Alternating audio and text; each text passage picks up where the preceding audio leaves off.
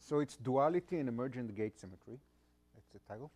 And first, I want to thank the organizers for coming up with this initiative. I think it's very exciting, and I hope this will be the first of a long series of such short meetings, and maybe also mathematicians will give talk to the physicists. That would be nice. And I also thank them for inviting me to speak here. Now, we have a very, very diverse audience. I look at faces here, and here it's not even one-dimensional, people who are kind of experts and non-experts. It's a multi-dimensional space, people who are experts or non-experts in many different directions. And I think it's quite obvious that no matter what I say, I will disappoint most of you most of the time. So I decided to aim very low, satisfy at least some of you, some of the time. So I prepared really 3 talks because of these initial conditions. And the first will be kind of general qualitative comments about quantum field theory in general and some vision for the future. What is quantum field theory? Where are we heading? What can we expect in the future? This will be very, very qualitative and very general. Then I'll be a little bit more specific. This is talk number 2 about the importance of gate symmetry and why we think that even though it's important, it shouldn't be really fundamental in the end of the day. And gate symmetry is an emergent concept. I'll give some examples where we understand how gate symmetry becomes emergent, and it's obviously not fundamental, mostly circling around questions in duality, topics in duality. And then I'll go to a more technical talk that is more recent, more technical, and involves things I'm interested in at the moment, some work I've been doing during the last year or so, associated with new coupling constants in gauge theories and how they are crucial in proper understanding of duality in 4 dimensions. So this is more than enough for one talk here. And depending on how the questions are, I'll be able to expand or shorten any of these parts. And so feel free to interrupt me and keep it really informal. And it's good that there's a lunch at the end. It will not go forever. So as an outline, it's again the same 3 topics I mentioned before. First, I'll ask what is quantum field theory, and I'll present some evidence, basically enumerate different bullet points that quantum field theory should better be reformulated. And this is really a challenge both for physicists and mathematicians. I deeply believe that it should be reformulated, and that the better reformulation will not just make it more rigorous and easier to understand, but also lead to new insights and to new results. But that will be the part for the future. And then I'll talk about gate symmetry and its importance and the emergence of gate symmetry. And then I'll go to the more technical part. So what is quantum field theory? So quantum field theory arose at the first half, toward the end of the first half of the 20th century, as a way of putting together quantum mechanics and special relativity. Both quantum mechanics and special relativity, I think, are fully understood. They are completely streamlined textbooks. I don't think we can say a lot better about that. But quantum field theory is not like that, and it's still being investigated. And the main thing that people realized very early on, that it involves an infinite number of degrees of freedom, and this is where things start becoming a little bit more complex. And roughly speaking, we have a finite number of degrees of freedom per point in space-time, per point in space. So for every point in space, we have a finite number of degrees of freedom, and if we think of space as a lattice, we have really a finite number of degrees of freedom per unit volume. And typically, we formulate the theory at short distance. We ask, what is the theory at short distance? And then we derive an effective theory at long distance. And the theory at long distance is typically simpler. And there is a very well-defined technical sense in which it is simpler, because most of the complications of short distance are being washed out by the time we are only interested in what happens at long distance. Very intuitively, we are interested in fewer questions, and therefore, most of the complexity goes away. And I'll have some examples of that later. So the way we think about quantum field theory, and this is also the way it's being formulated, say, in condensed matter physics, we formulate the question at short distance, and we read off the answer at long distance. We say that at short distance we have some atoms in a box and they interact one way or another, and at long distance we find the material, and it's hard or it's soft, it's superconducting or not, it has a gap, it doesn't have a gap, it's insulating or not. So we need kind of a dictionary between a question at short distance and an answer at long distance. Now often, but not always, the short distance theory is free. And by free we mean that the Lagrangian description is quadratic. These theories are completely understood, they're completely solved, and then we deform the theory at short distance by a small perturbation, and the small perturbation becomes bigger and bigger as we go to longer and longer distances, and by doing that, it changes the behavior at long distance. Example, the theory of the strong interactions, QCD, is based on the gauge theory at short distance. We have these gauge fields, approximately free. By the time we go to long distance, there is a mass gap, or so should be proved. There is a mass gap, there is a complicated spectrum of bound states, and it's a whole mess. At short distance, it's very simple. So this is an example of that. So we have basically two approaches for thinking about quantum field theory. Approach number one starts with the Lagrangian. We pick some set of fields, and we write the Lagrangian, which is an integral of a local density. And we have to pick some gauge group if we want to have gauge fields. And we have to put some scalars and fermions, and they are in some representations of the gauge group. And we have to specify some coupling constants, which is how these scalars and fermions interact with each other. All this makes perfect sense in classical field theory, and therefore mathematically is completely rigorous. We just write a local Lagrangian, an integral of a local density. And then we interpret this Lagrangian in the quantum theory in two different ways, which are complementary to each other. Way number one, we think that this Lagrangian gives us what happens at short distance. And then, as we flow to longer distances, as we ask questions about longer distances, the Lagrangian is the starting point. We start from a Lagrangian at short distance, and as I said before, it has some parameters. We think of the parameters as being small. The theory is approximately quadratic. And as we go to longer distances, these parameters become bigger and become more important. The second, more traditional point of view about this Lagrangian is that this is the way we do classical physics. We write this Lagrangian, and then we need to quantize. And we quantize either with canonical quantization or with path integral and so forth. And that's where things become a little bit more complicated. The main advantage of using such a Lagrangian starting point is that it's very convenient for doing approximations. We start in the free theory. This we can solve. And then we pretend all the parameters are small, and we can either try to calculate things in a power series in these parameters, or we can explore some what we call non-perturbative things associated with non-trivial saddles. And we saw a lot of that in the previous talk this morning. There, the small parameter was 1 over k. When k equals infinity, things are really easy. When k is large but finite, there are various corrections, either power series in 1 over k or things which are exponentially suppressed. And that was the topic of that talk. So that's the advantage of using a Lagrangian, but it immediately leads us to certain questions. First of all, do we know all such constructions? Can it be that there are things that cannot just be described by a Lagrangian? Or can it be that we miss some terms that can be added in the Lagrangian and we just didn't think about adding them? The answer is typically yes. All these questions have a yes answer, and I'll elaborate on that later. This question becomes much more interesting in two separate contexts. First of all, there are examples, I'll mention them later in the talk, where we know that the quantum field theory exists and there is no Lagrangian description for that quantum field theory. So that's good to keep in mind.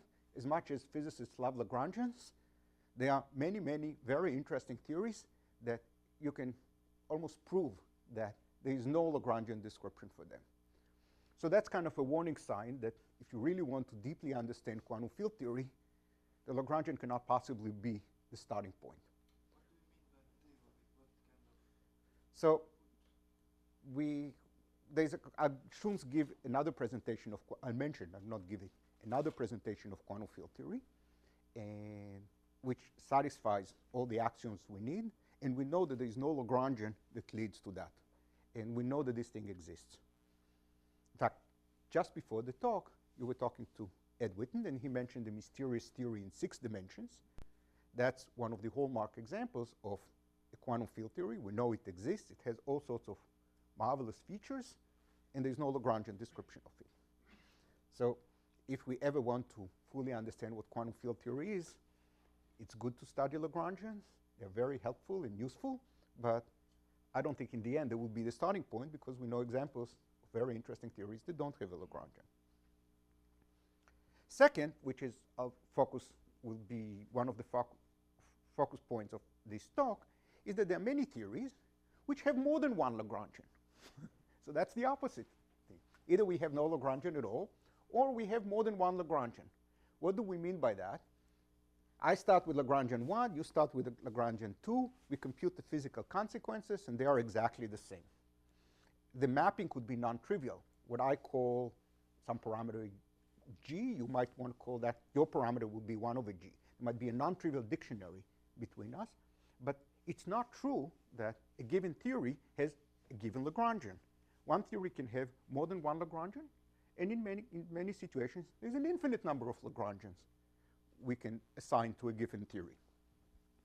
So all that tells us that maybe Lagrangian is not really the good starting point for quantum field theory.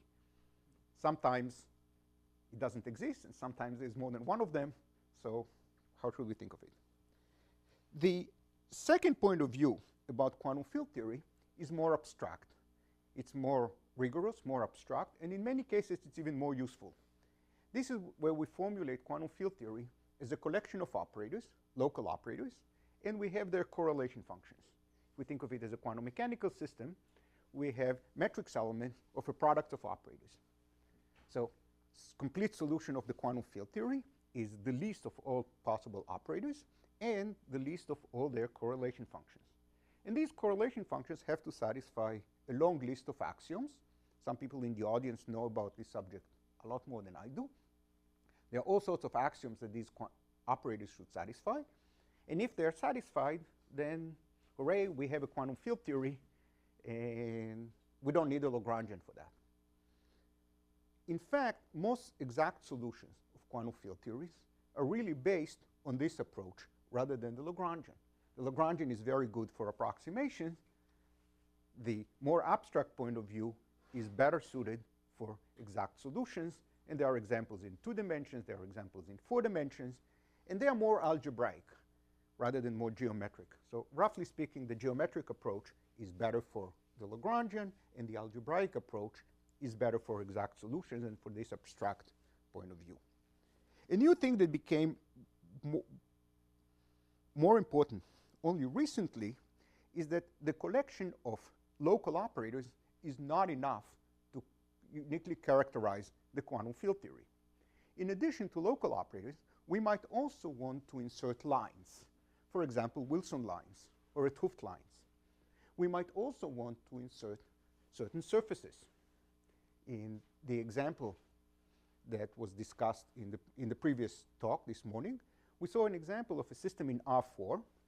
That there is a 3-dimensional manifold embedded in R4, and we could ask what happens as a function of this 3-dimensional submanifold. We can put a lot of stuff on it, we can put various coupling constants there, and we can ask what happens as a function of this thing. So the quantum field theory is defined not only in terms of the collection of local operators and their correlation functions, but we should also include line operators, surface operators, 3-dimensional volumes. We might also want to put the same quantum field theory not say on flat R4, but you might want to put it on a curved space, maybe a space with complicated topology. And depending on the topology of the 4 manifold, so specifically I mean 4 dimensions in this talk, depending on that, we get different answers. The answers could depend on the 4 manifold, and the global structure could also become important.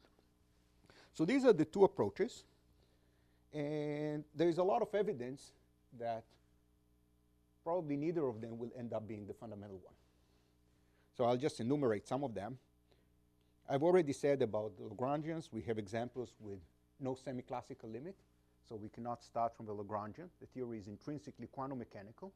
There is no Lagrangian description.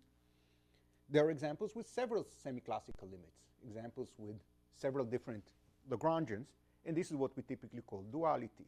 So duality is a system which take a system, it's intrinsically quantum mechanical, and we can change some parameters. And as we move the parameters, there are various different corners where we find a different semi-classical theory, a different weakly coupled theory.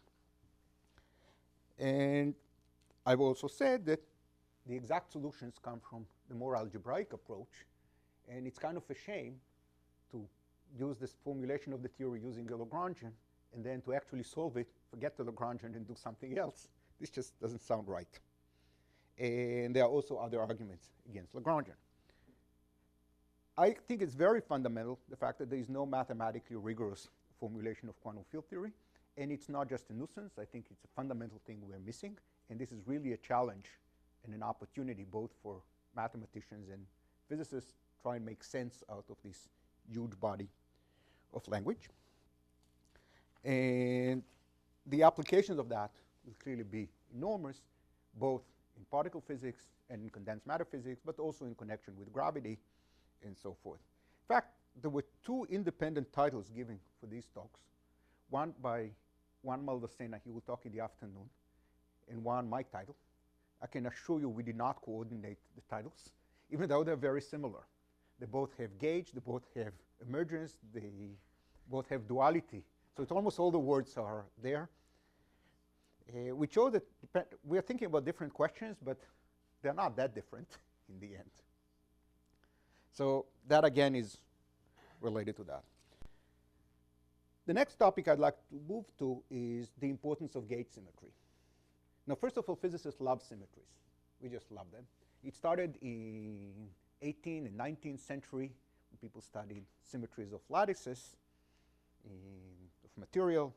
And from that, it went to atomic physics, the role of rotation symmetry in atomic physics and molecular physics. From there to nuclear physics, where something called isospin was invented. And that went on to particle physics, and it just goes on and on. That's global symmetries. And then when gauge symmetries emerged, physicists were even more excited. So that first appeared in Maxwell's theory. Although Maxwell, he knew the gauge symmetry was there, I don't think he fully appreciated its importance, primarily because he wrote his equations in terms of gauge invariant variables, E and B. And then it appears in the context of general relativity, the work of Weil and general relativity, where it became much more important, much more fundamental. It was clear that this is important. And during the 20th century, this dominated particle physics through the work of Young and Mills, and mathematics using fiber bundles. So that's clearly good. And in terms of symmetry, if we love symmetries, gauge symmetry is even better because it's the ultimate symmetry. It's very big. We have a separate group element at every point in space-time, so it's kind of the largest symmetry. And it appears in all these different applications, including condensed matter, and there's deep mathematics. That's why gauge theory appears to be deep. But there are several reasons not to accept that view. First of all, the terminology. When we say gauge symmetry, this is really a misnomer. It's a misnomer because in physics, gauge symmetry is not a symmetry. It's not a symmetry of anything. Symmetry is a set of transformations that act on physical observables. They act on the Hilbert space. Now, the Hilbert space is always gauge invariant. So the gauge symmetry doesn't even act on the Hilbert space. So it's not a symmetry of anything. The Hilbert space is always guaranteed to be gauge invariant. Second, gauge symmetry can be made to look trivial. So I'll give one trivial example, and then I'll make it more elaborate. Imagine we start from any Lagrangian, which has a collection of fields and all sorts of things. And we invent an arbitrary transformation. So imagine U1. Phi, say, a complex field, goes to e to the I alpha phi, and we let everything depend on x. I just arbitrarily pulled such a transformation. That's not a symmetry of the Lagrangian. The Lagrangian does not remain invariant under it. But it's easy to make the Lagrangian invariant under it. We'll just change the Lagrangian and say that the Lagrangian is not that, but it's phi e to the minus I lambda of x. Lambda is a phase. And under this transformation, lambda goes to lambda minus or maybe plus alpha. That's complete triviality. That's complete triviality. And this system, the new system, has a gauge symmetry. We can move stuff from phi to lambda. It, of course, doesn't teach us anything. And even more so, e to the I lambda, this thing that we added, this new field, in physics it's called the Stuckelberg field. This field, Stuckelberg, named after Mr. Stuckelberg. And this thing, if we think of it as a gauge theory, then this thing is a nowhere vanishing section. And therefore, globally, this gauge theory is kind of trivial. It's not that exciting. And that's the reason this is almost like a fake. Showing that shows that gauge symmetry can just appear. I just took something that doesn't have a gauge symmetry and wrote it as a gauge theory. And this gauge symmetry is what we would call emergent, except that in this case it's completely trivial. So the word emergent here will appear in two separate contexts. One, it emerges out of the calculation. And second, we can formulate the theory at short distance, as we said before, and we read off the answer at long distance. So we can start at short distance with a theory that has no gauge symmetry. And at long distance, we can find a theory which has a new gauge symmetry we did not put in at short distance. This is the other sense in which it is emergent. It is emergent as we go to longer distances. And I'll have examples of that later. The second thing which is wrong about gauge symmetry, which suggests that it's not fundamental, is that in condensed matter, it started actually in condensed matter physics, people talked about spontaneous symmetry breaking. That was crucial in the context of superconductivity, in the context of superfluidity, and so forth. And the recent Nobel Prize in Physics was also associated with spontaneous gauge symmetry breaking, that of Higgs and Angler. Okay, so this is all very nice, and physicists love to talk about spontaneous symmetry breaking, but this is a bit too naive. First of all, I've already emphasized that the gauge symmetry is not a symmetry, and since it's not a symmetry, how can it possibly be broken? You can break a symmetry that exists, but you cannot break a symmetry that doesn't exist. Second, the phenomenon of spontaneous symmetry breaking is often associated with the fact that the system goes to infinity. Concretely, in quantum mechanics, you never have symmetry breaking. The ground state of a quantum, if there is a symmetry, the Hilbert space is in representation of that symmetry. It's only in quantum field theory or in statistical mechanics where we have volume going to infinity, we have an infinite number of degrees of freedom, and there we have this phenomenon of spontaneous symmetry breaking.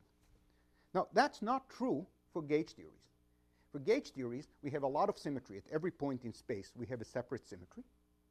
But the number of degrees of freedom that transform under a given symmetry transformation is always finite. Nothing goes off to infinity. So the gauge symmetry cannot be spontaneously broken.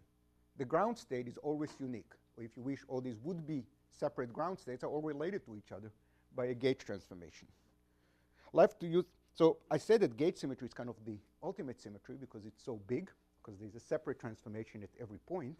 So the breaking of a gauge symmetry cannot happen. I can use a phrase from the financial crisis in 2008, that the gauge symmetry is so big, it's too big to fail. So thinking of it as a symmetry is a bad idea. Think of it as being spontaneously broken is a bad idea. And finally, unlike global symmetries, it can emerge. We can start from a system that has no gauge symmetry and find some gauge symmetry at long distance. So that's clearly not something that should be there in the fundamental description. So the simplest example of that is the example I mentioned here, which is completely trivial. Let me mention a second example. So now I'll go through examples with increasing degree of sophistication. The second example I would like to discuss is a sigma model. So this is a map from space-time, say 2 dimensions or 3 dimensions, to the target space. And this target space can be a CPN. So this is a nice sigma model, no gauge symmetry whatsoever. We just have fields transforming, fields labeling the position on the CPN. But we can also describe the CPN in terms of n, so CPN minus 1, in terms of n fields, n complex field Zi, constrained to satisfy this equation. The product is 1. And we introduce a U1 gauge symmetry, Zi. And we have kinetic terms, which is d minus, physicists write in I, times this z, absolute value square, sum over I. And this is a U1 gauge theory whose target space is CPN. So either we think of it as a sigma model whose target space is CPN, or we think of it as n complex fields with this Lagrangian, and n complex fields constrained to satisfy this equation and subject to this U1 gauge symmetry. So is the U1 gauge symmetry fundamental? In the first description, where we have a sigma model, there is no U1 gauge symmetry, there is no U1 gauge field, and so forth. In this formulation, there is a U1 gauge symmetry, and there is a photon. And in fact, this formulation could even be useful for solving the system. And in some situations, particularly say on the lattice or in 4 dimensions, we can tune the parameters in such a way that at long distance, we actually find this photon in the spectrum. This is very dramatic. We start from a system that has no photon, no U1 degree of freedom at all, only a nonlinear sigma model with a target space, the CPN. At long distance, the CPN degrees of freedom in Z are gone. They are all heavy and massive. Only this photon remains with its gauge symmetry. So this is clearly an example of an emergent gauge symmetry. Oh, I write it again. So the Lagrangian can be anything. It would be d plus IA zi absolute value square. And we can write some potential such that this will be the minimum. So let's not even put that. So there will be some potential, a function of zi square. And we can also add higher order terms with more derivatives and so forth. We can think of that as this is what happens at short distance, and then ask what happens at long distance. And if you're worried about infinite number of degrees of freedom, or that this thing is not rigorous, you can put this whole thing on the lattice, and then everything makes sense. And on the lattice, we have many parameters, say the different parameters in the potential here. And we can arrange a range of parameters such that all the information in the z's is heavy, and the only thing that remains at long distance is this A. This is clearly an example of an emergent gauge symmetry, a symmetry that was, the theory at short distance we can write in terms of CPN. You put the A in, does the A emerge or is it put in? It emerges. Either way. How do you start with it? So I can start with sigma model. I rewrite it using these variables. And you start with sigma model means you have no A. That's correct. That's correct. I start with this. That's right. No A, and no, instead of having n fields here, I have one less because I don't have the constraint. I just have fields parameterizing the CPN. So at every point on the lattice, I have a vector pointing to a position on my CPN, and we have some kinetic terms on the lattice and some potential. And now I'm varying the parameters, and there's a range of parameters such that What parameters are you varying? the parameters in the potential, the parameters in the kinetic term. There are enough parameters to, as a general rule, whenever you can write something with some degrees of freedom, you can vary enough parameters and make these degrees of freedom light. That's a general. And in this case, you can say that A studied is Lagrange multiplier, and then by integrating all the other fields, you get the kinetic term, and it becomes dynamical. Oh, that's all. This is Lagrange multiplier. Well, for these constraints that we are really on CPN. Yeah. Yeah. So the absolute value is introduced by that, is removed by that. The phase is removed by a Lagrange multiplier. But by the end of the day, the Lagrange multiplier becomes dynamical. The Lagrange multiplier, which is kind of a technical trick at short distance, becomes the hero of the story at long distance. And The story is that you will have the same extreme for the two Lagrangian. And is it clear it means we get the same quantum theory? no, it's not exactly the same quantum theory. So, the CPN model, written only using CPN variables, or these variables, these are exactly the same Lagrangian. So, sorry, it's not the same Lagrangian. If I integrate, the extremal points are the same. That's correct. The extremal points are the same. So I'm adding more degrees of freedom, such that the extremal points don't change, and even the small fluctuations around the extremal points can be arranged not to change by adding more terms that look totally uninteresting. But the nice thing is that at long distance, most of this stuff disappears, and all that remains is this A. So we end up with Maxwell theory at long distance. Classical or quantum state? The fact that I can rewrite classically the same That's a classical statement, but it's also true in the quantum theory. Where you really need quantum mechanics is to get rid of all the other stuff here, all the z's. But this is common that when you have theory at short distance, the theory at long distance has fewer participants, because some of the participants disappear. And depending on what the parameters are, this is a different subset of the participants at short distance that disappear. Are you going to trace out the z's here and get Yep, exactly. Okay. So especially at one loop, you generate an f mu nu square term, you generate Maxwell term. That happens at one loop. And at high orders, you generate more terms. And all you need to make sure is that all the z's are heavy, and you're done. I want to give to another example. Yeah. There exists a very similar model, which in the old times was called induced QCD, where instead of the CDM field, you take the scalar dimension. Mm-hmm. Then we know that the gauge degrees of freedom, which you introduce this way, disappear completely from the spectrum. What's the difference? I'm not familiar with the other one, but I'll be happy to discuss it. Let me give another example, which is a little bit more concrete than this one. So let's take a compact scalar in 3 dimensions. So now we have a free theory with a single phi, which is identified with phi plus 2 pi. And we write a kinetic term, say d phi square. Okay, this is a Lagrangian we know in 3 dimensions. And it's free. So everything we want to know about this Lagrangian is completely computable. But I could also start from another Lagrangian and derive the same thing. So imagine I'm in 3 dimensions still, and I write, so we like to put g square, and we write f star wedge f. So this is Maxwell's theory in 3 dimensions with its gauge symmetry. Now I'm going to do the same thing that we did before, reduce a Lagrange multiplier and so forth. So instead of thinking of f as being the curvature, I'm going to think of it as an arbitrary 2-form. That's not quite right, because it has to satisfy the Bianchi identity. So we'll restore the Bianchi identity by writing I, phi over 2 pi, d of f.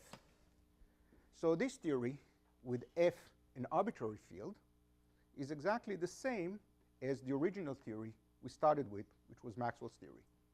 Right? Phi is a Lagrange multiplier, implementing, this is phi, implementing the Bianchi identity. So phi implements the Bianchi identity, and in order to have the non-trivial fluxes of f, I have to say that phi is identified with phi plus 2 pi, and there are all the 2 pi's here. So, but here f appears as an arbitrary 2-form. So let me integrate by parts. So I'll put the d here.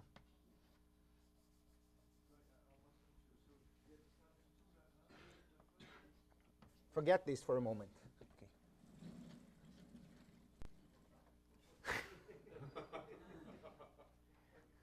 I'm starting from this, and I'm starting from Maxwell's theory. It's again a free theory, easy to analyze. But now I'm going to analyze it in a particular way, saying I pretend that f in the Lagrangian is an arbitrary 2-form, and I introduce a Lagrange multiplier to implement the constraint of the Bianchi identity. And phi has to be identified with phi plus 2 pi. That's for the global structure to work. Okay, so we have this Lagrangian, and now I'm integrating this d by parts.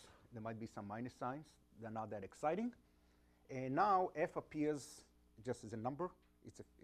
There are no derivatives. So f appears like an ordinary trivial integration constant. So I can integrate out f. So if I come from here, I get something that is roughly g square, some pi's that I'm too lazy to compute now, times d phi square. Now, I can lower the block width. So the compact scalar and Maxwell theory are dual to each other. Phi is dual to the scalar. And you can see from here, the equation of motion for f tells us that f is up to 2 pi's and i's is star d phi. So what appears in this in the original formulation in Maxwell's theory, the Bianchi identity is obvious, and we have some field equation which determines the dynamics.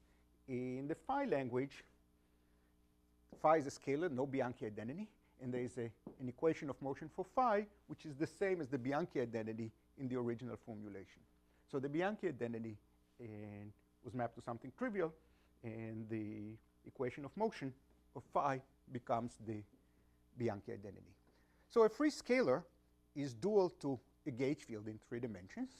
And this is another example of an emergent gauge symmetry, because we could have started here and ended up here. So in this formulation, there is no gauge symmetry at all.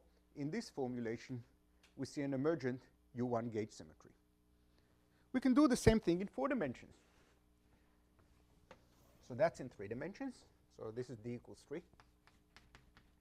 And in d equals 4, we can also start from some f wedge star and map to, there's a 1 over g square, and map it to g square. I'll call it f hat wedge d f hat.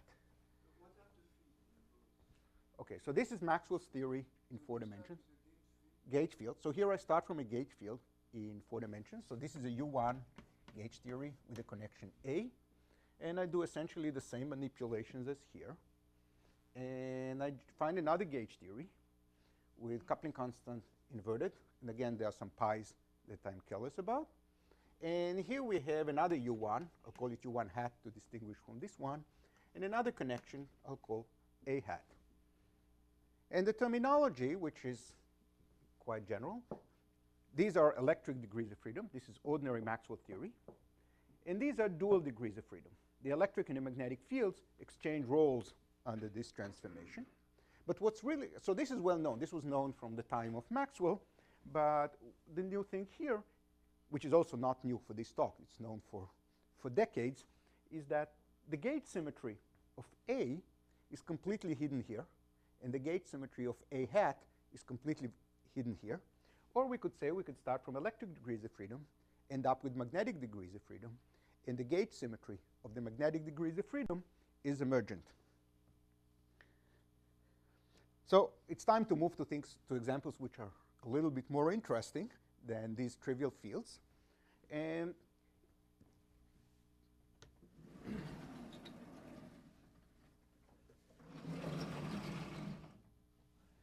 the most interesting example, presumably, is the one associated with n equals 4 and 4 dimensions. This is a subject that our former director made important contributions to. And here, we start from a gauge theory with gauge group G, so now we are in 4 dimensions again. So now there's a gauge group G, which in general is non-abelian, so it's much more interesting, not just a little bit more interesting than these trivial examples. These are free. Now the gauge group is non-abelian. The theory is not free because the Lagrangian is not quadratic.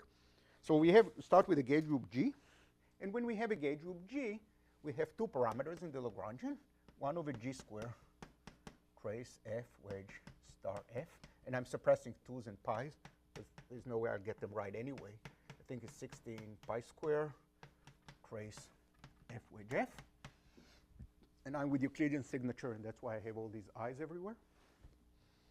So this is what we typically take as the Lagrangian. There is a gauge coupling constant multiplying Maxwell term or Young-Mills term. The field is a connection, A, of a gauge group G. So we start from a gauge group G, and the field, and the dynamical field is A. This is the connection. And the curvature is what we call field to maximize the confusion. So this is F is the curvature. The first term is the Young-Mills term. And this is the Pontryagin term, which tells us how to weigh different instantons. And for gauge group G, in this case, it's convenient to consider a complex number tau, which is theta over 2 pi.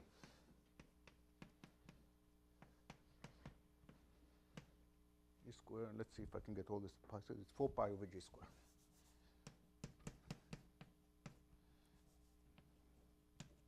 In some normalization of G. Okay, so this is a complex number. And we know that the instanton, so imagine the gauge group is simply connected, say SUN. The instanton number is quantized, and therefore theta is identified with theta plus 2 pi.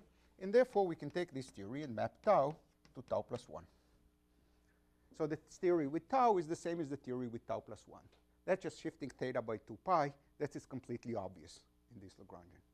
What is much less obvious is what is known as S-duality, is that the theory with the parameter tau is the same as the theory with minus 1 over tau.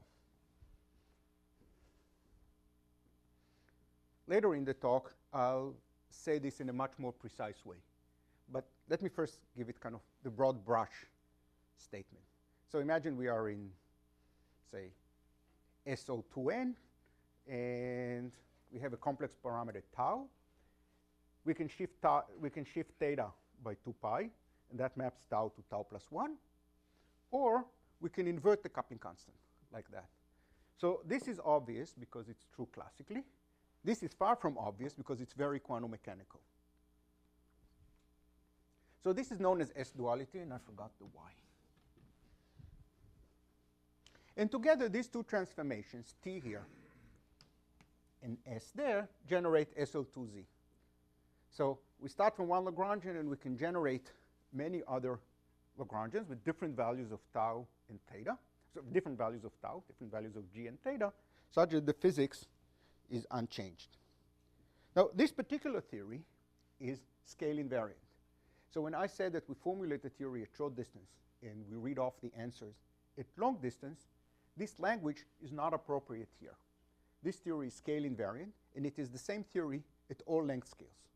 So here the role of the Lagrangian is only to guide us what happens when G is small. When G is small, we do some computation, some approximation, and then we can try and analytically continue in G. A richer structure occurs if we have less supersymmetry.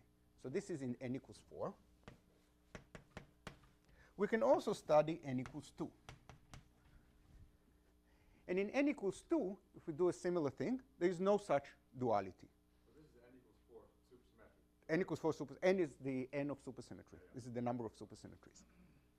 More precisely, the number of supersymmetries is n times 4 in 4 dimensions because of the spinor of 4 dimensions. N spinor representations. That's correct. N complex spinors. Yeah. So this duality requires that n equals 4. This one, to the left of the line. Yeah. Now, with n equals 2, the theory is not scale invariant. And here we are in this position where we formulate something at short distance, and we read off the answer at long distance. This theory is not scale invariant. It's much richer. It has a whole renormalization group flow. We formulate the theory at short distance. And for example, we can start from an SU2 gauge theory with no matter fields, just pure SU2. That's at short distance. And at long distance, we find a U1 theory with some charged matter field, M. And in the context of topology, this theory was used in the work of Donaldson, and this was in my work with Witten when we solved the theory. But the main point that I want to emphasize is that this U1 is not a subgroup of this SU2. It's not a subgroup of the SU2. That's why it's surprising. Finding starting with a theory which has SU2 and finding at long distance a subgroup of that SU2, that's not that exciting. We easily do that. It's much more interesting when what we find at long distance is something that we did not put in by hand. This U1 is very mysterious because its gauge symmetry is a magnetic symmetry. So roughly speaking, there is a U1 subgroup of this SU2, which is a lot like,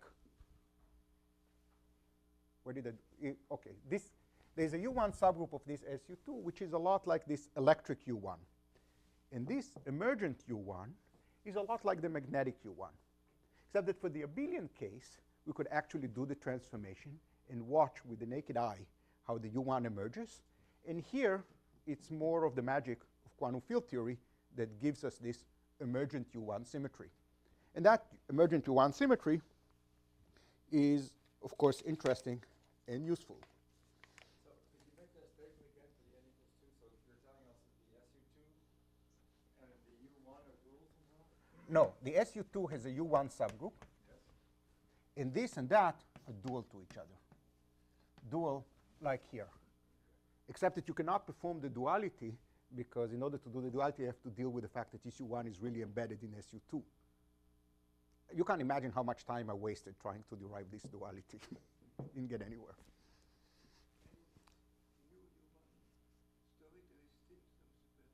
Yep, the supersymmetry is just stacked on. Kind of everything is in a representation of supersymmetry. By the time we are in n equals 1 supersymmetry, of course, as we have fewer supersymmetries, the story is richer. It's kind of similar with geometry. The less assumptions you make about your manifold, the richer the phenomena that you can find. So n equals 4 is the most rigid case. N equals 2 is quite rigid, so we can say quite a lot, but we have more phenomena. With n equals 1, it's even less rigid, and therefore we can say less, but we can still say quite a lot. But the price for that is that we find richer phenomena. And of course, there's n equals 0, no supersymmetry at all, and of course, we'll know how to say very little. But the payoff will be that there will be even richer phenomena that are not possible with supersymmetry. So, sorry, that n equals 2 is true in general for n equals 2? No? That's kind of the typical situation. This thing is the typical situation. But there are many other phenomena with more bells and whistles. But this story that you end up with a U1 which is dual to a subgroup of the original group is kind of typical. It's not that it's not interesting. There are many interesting things that happen here, but this is the basic building block. Okay, so this is an example of adding bells and whistles. So you start from the Cartan, you break it first to the Cartan subalgebra, and then you can dualize any one of the U1s or more than one of the U1s. So you can dualize more of the U1s at special points, and then, yeah, and so you get, yeah. I still don't understand in the n equals 2 when you start with it, let's say an SU2, then is the full model dual to an abelian one? No, it's only true at long distances. I understand long distances, but at long distances it is effectively effectively U1. It's effectively a U1 model. That's right. Okay. That's right. I'm slightly cutting corners here, but it's not a big sin. More precisely, there's a whole space of vacua, and there are two special points, and the description I gave here is true in this neighborhood. Around here, you need another description in the other patch. And now I'm not even cutting corners. It's true on some subsectors or something like that, is that right? It's true in some of the vacua, in an open set in the space of vacua, which is true in almost all vacua. This description is true in almost all vacua, all except this point. And there's another description which is true in all but one point open set around this one, where you leave out this one. So, yeah, this is a good description of the system. So this n equal 4 case, it seems like you're saying that almost anything you compute is a modular invariant. Anything which is holomorphic in tau. There are many interesting quantities that are not locally holomorphic in tau, and they are very, very interesting, and some people in the audience did important work computing some highly non-trivial functions which are not holomorphic in tau. And so they lose it entirely, or is there some? So, is it a Mach modular behavior or something like that? well, it's maybe somebody else should answer the question, but this system is actually very interesting. If you're doing SUN here, not to be confused with this n. The gauge group is SUN, and you take the number n, that n to infinity, this system becomes integrable. And I think the belief is that everything should be computable in that limit.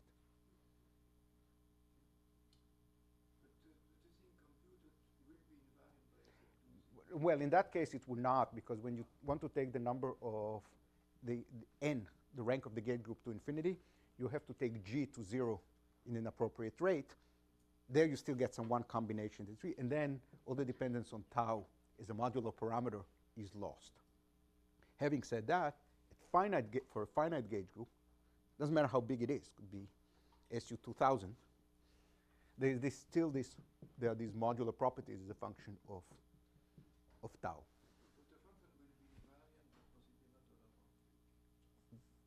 Oh yeah, the function, exactly, exactly. The function should be invariant, but not holomorphic in tau. And of course, there are lots of them.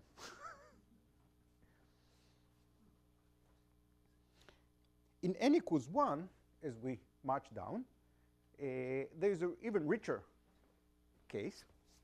We can start with the gauge group G, and now we can also throw in some matter fields in some representation of G. And then what can happen at long distance? So this is what happens at short distance. This is where we formulate the question, and we can ask what happens at long distance, where we read off the answer. And there are many different things that can happen. Possibility number 1, we end up with the same G with a free theory. So the theory doesn't really change. In fact, it becomes weaker and weaker coupled as we go to long distance. This is called infrared freedom. This is the trivial case.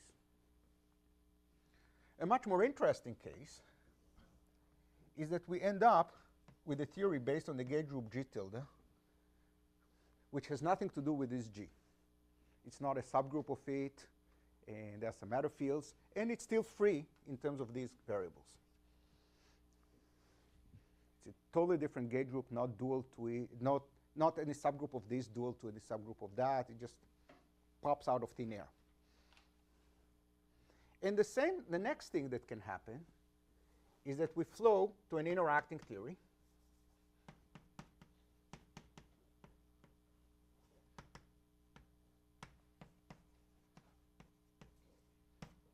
Which is typically conformal.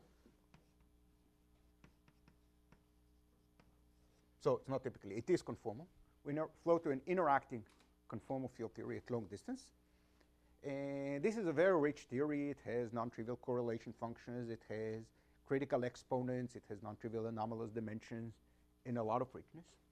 But the interesting thing here is that in this case, we can flow to exactly the same point by starting with the same gauge group as here, J tilde, and flow in long distance to this one. So the story is very rich. If we are here, we can say this is what the theory we're interested in. And this theory is the infrared limit, or the long distance limit, both of the theory based on the gauge group G, or based on the theory with gauge group G tilde. Both of them are equally good starting point for this interacting theory. And of course, I ask now, so which of them is more fundamental? This gauge symmetry or that gauge symmetry? Well, we can take this one as fundamental and derive this thing, or we can take this one as fundamental and derive this thing. They are related in a non-trivial way. There's a non-trivial map between all the operators written in this language and all the operators written in that language. And the map is not, and it's not obvious that it works. Typically, it works. If you just guess something, it won't work. Because you have to match an infinite number of quantities to make it work. So these different lines correspond to what? Different parameters of your theory? A different number of colors, different number of flavors, different matter representation, different gauge group, and so forth. So I can take the same SUN, say in all of them, and change how many matter fields there are, which representation of them. As I've which representation, or in general the representation is reducible. So I get some number of copies of the fundamental representation, and as I make the number of copies bigger, I move from one picture to another. How is this different from the usual picture of universality, where you have many different models going to the same fixed point? Yeah, this path is exactly the same as universality. That part of the story, the thing above my line, above my head. The thing above my arm here, the fact that two different gauge theories flow to the same fixed point is exactly what's happening with universality. The most dramatic case is this one. I'm starting from, in your language, in a theory G, which has a relevant deformation. It's, in our language, it's UV free. It's a relevant deformation. And I end up with a theory with gauge group G tilde, where the interaction is irrelevant. In this case, it's completely obvious that the formulation at short distance must be in terms of the group G. There is no other formulation because the theory is free. When the theory is free, there is never any ambiguity, except all these trivial dualities that I mentioned. But in this case, we start from some gauge group G. We see the degrees of freedom are the gluons and the quarks of that gauge theory. And at long distance, we end up with G tilde with composite gauge fields. And they are light, very weakly coupled, totally unambiguous. So in this case, I would say that at short distance, this is the better description, and at long distance, this is the better description. And there's no ambiguity, and it's not a statement of universality. It's not, in this case. In this case, it is a statement of universality, and here it's not. But so in the part you circled, you have both UVAP and ERAP, both asymptotic in both directions. That's correct.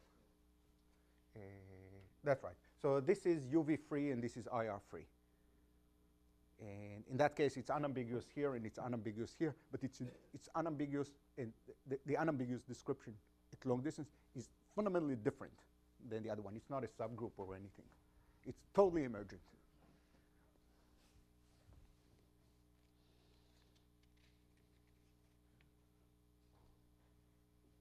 Now, whoops, I will not get to the third part of the talk. But keep asking questions, it's more fun this way. A thing that became more popular recently is to start from a gauge theory at short distance with some gluons and quarks and some Lagrangian, and end up with what is known as, say, a gap system at long distance. So at long distance, we have a gap. This word figured in the earlier talk this morning.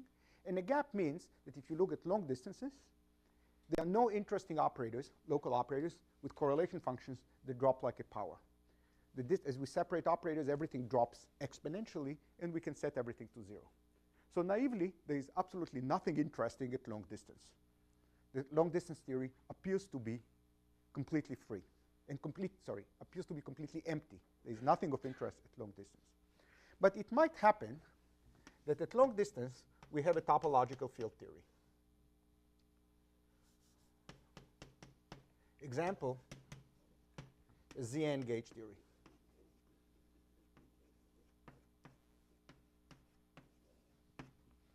So what does that mean? Well, we know what a ZN gauge theory is. We can think of it already in R4. We're just saying we have various observables, which are various lines and surfaces. The lines measure the holonomy. The surfaces are subspaces we remove from space-time, so that as we go around them, we induce a holonomy. And we can consider correlation functions of these gadgets and show that there is something non-trivial. The second place we can see that there is something non-trivial is by considering the long-distance theory not in flat R4, but in some more complicated manifold, in which case the fact that we have a ZN gauge theory at long distance makes an appearance. It changes the answers to what the partition function is, and so forth. And finally, there is the phenomenon that was discussed again earlier in the talk before. Imagine we consider this system not in R4, but in R4 with a boundary. In that case, this ZN degrees of freedom can do something interesting in the boundary theory. And people in condensed matter physics are very interested in that, getting such a long-range order. This comes under the title of topological long-range order. It's long-range order typically means that if you separate things at long distance, you can really detect that the system is ordered a little bit. But here it's only topological. There are no local operators that tell you that the system is ordered, but you need either these more subtle observables, these lines and surfaces, or putting a boundary, or putting the system in a non-trivial manifold. So this is a new thing that can happen. We can end up with such a topological field theory at long distance. And the gauge symmetry of this topological field theory is really emergent in these examples. It's not, I want to emphasize again, that this Zn is not a subgroup of this G. There might be a Zn subgroup of this one, but it's not this Zn that we see at long distance. Again, roughly speaking, inside G there is a U1, and inside, and that U1 we dualize to find some magnetic U1, and in that U1 we can find some discrete Zn gauge theory. So this is how this Zn is related to that one, and it emerges at a long distance. Well, how is the n selected? Well, it depends on what your parameters are? well, the n could depend on the parameters of of the theory. I can give you an example. Let me give an example of this thing.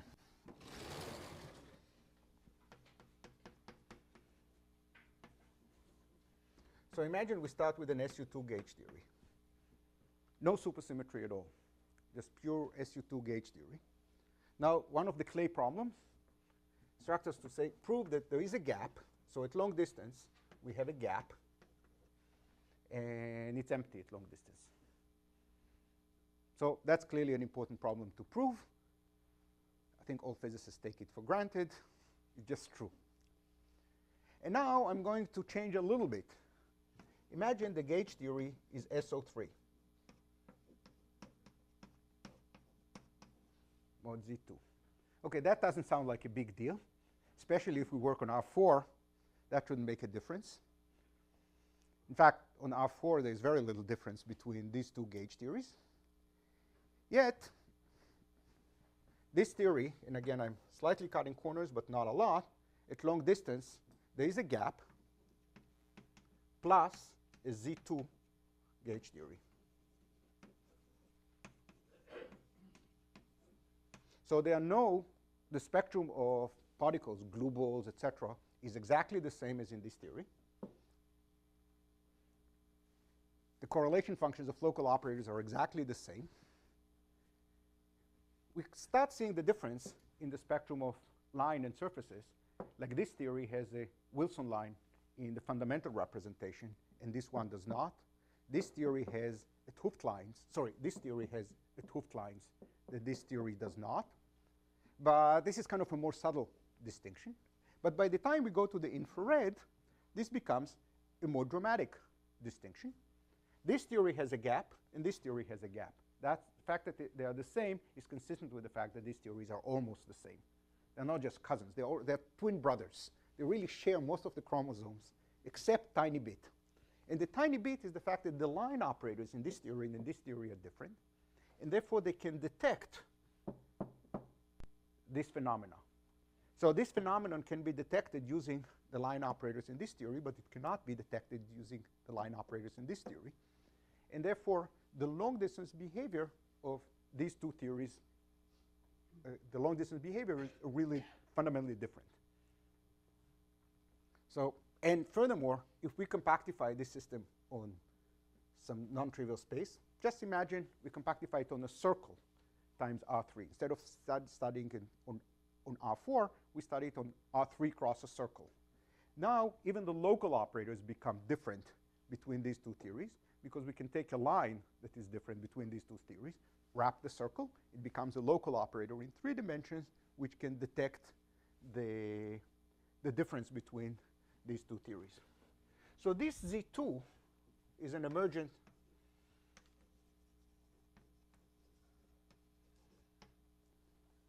gauge symmetry.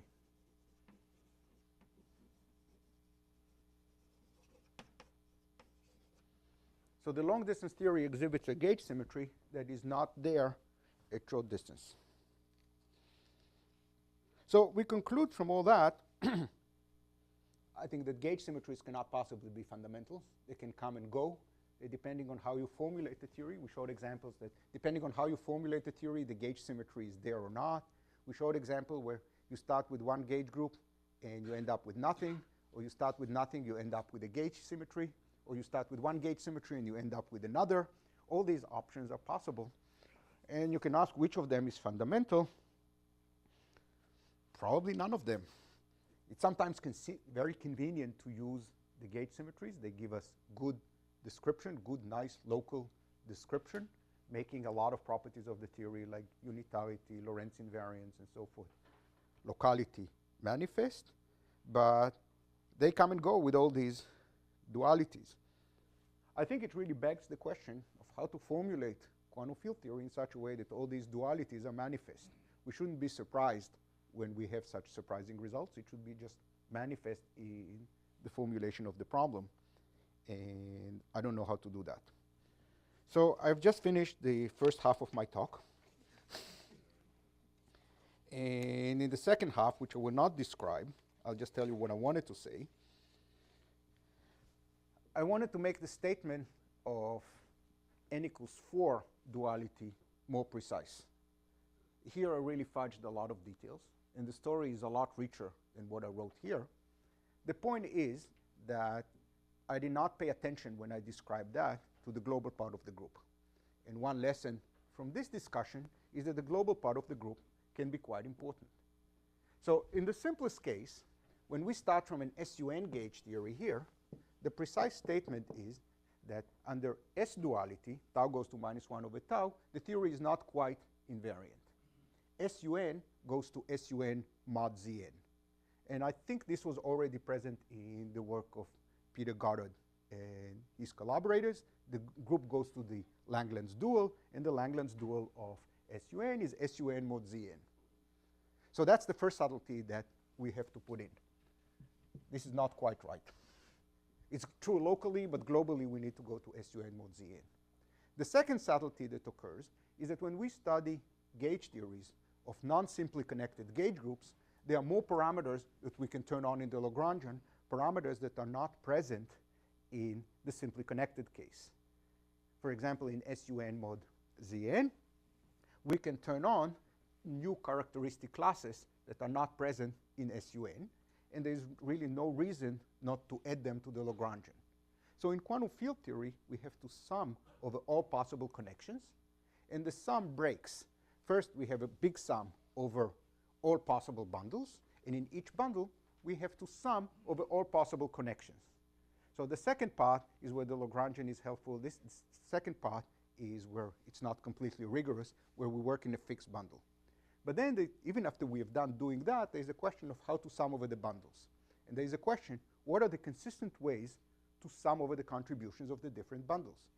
So the theta angle that I mentioned here weighs the different instanton factors, the different instanton sectors with a different phase. There are additional discrete theta-like parameters associated with other characteristic classes.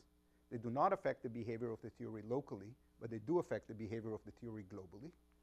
And you really have, it's not just that you have an option to put them in. If you really want this whole action on tau to be true, you must put these parameters in.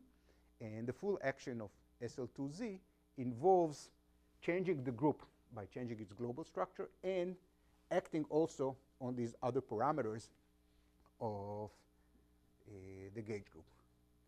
So that should have been the rest of the talk that I didn't have time to explain. So I'll just summarize now. First of all, emergent gauge symmetries are ubiquitous. We have a lot of examples of emergent gauge symmetries, starting from completely trivial ones through semi-trivial ones.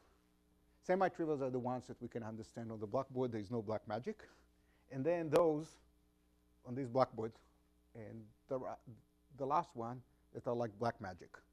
They appear out of nowhere. We have no idea where they come from, and we have no doubt that they are there. These emergent gauge symmetries are clearly crucial in studying duality. The story of duality is all about these emergent gauge symmetries. I guess in the afternoon, you will see that even space-time can be emergent, and it's even more dramatic than the gauge symmetry that can be emergent. And for me, this whole thing suggests that gauge symmetry cannot be fundamental, and the extension of that, which I think will appear more clearly in the afternoon, is a general relativity, which is another gauge principle, cannot be fundamental and must be emergent. And I hope I convinced you that this whole thing calls for a reformulation of local quantum field theory, and I'll leave it as homework for you guys. Thank you.